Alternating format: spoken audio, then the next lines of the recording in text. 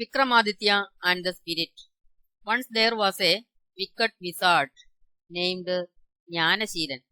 He was practicing an evil cult in the hope of getting a spirit who lived in a dead body that was hanged down from a coral tree. It was in a crematorium that was located in a jungle. Jnanashilan had to submit 1,000 heads of great kings in a sacrificial fire to attain this divine power. He had already dedicated 999 heads. He wanted the only one remained to be of Vikramaditya, a great king of many virtues. He thought that it would be more advantageous. One day, Jnanashilan visited the palace and gave a pomegranate to Vikramaditya. When he broke open the fruit, he was very happy to see inside splendid and dazzling diamonds of different sizes. The wizard invited the king, telling that it was a special day of his holy sacrifice and his presence would sanctify it. After all, he wanted the king to visit his hermitage alone at night. Vikramaditya agreed. When it was midnight, Vikramaditya reached the hermitage, which was situated in the jungle. He was assigned on the task of taking the corpse to his abode from the crematorium. Since Vikramaditya had promised of helping him, he agreed and walked to the crematorium. It was blinding darkness around.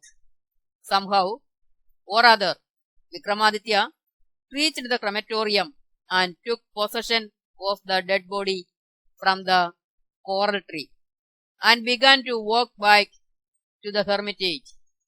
The spirit that was residing in the corpse started to talk to Vikramaditya. He was astonished. It said, "O king, I see that you are very brave. But one thing, I may say that you are going to perish your life.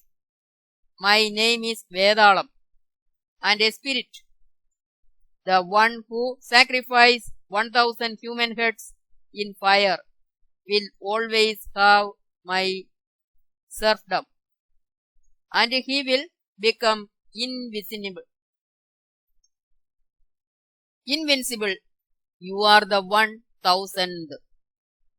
Vikramaditya had earlier suspected that there would be something sneaking behind the wizard's invitation. He inquired Vethalam, "Oh, Vethalam, is there any possible way of escaping from him?"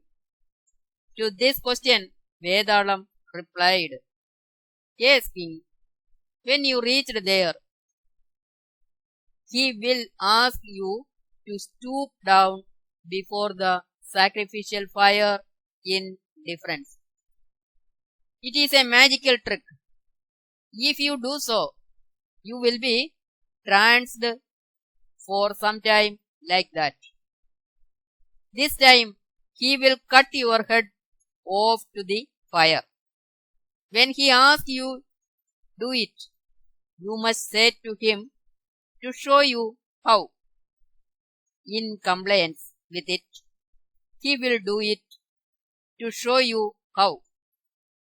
Not to waste time, cut his head off.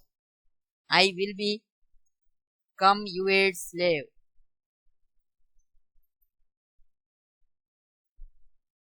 At last, they reached the hermitage. The wizard was impatiently waiting for him. Like Vethalam said, the wizard wanted Vikramaditya to stoop his head down before the fire in obeisance. As was taught, he wanted the wizard to show how, saying, "As I do now, the wizard stooped down, and at the same time Vikramaditya unsheathed his sword and blew it against the wicked's throat. His head was separated from his body, and it fell into the sacrificial fire. Thus the sacrifice for submitting 1,000 heads was completed. And Vethalam became Vikramaditya's unseen but useful attendant.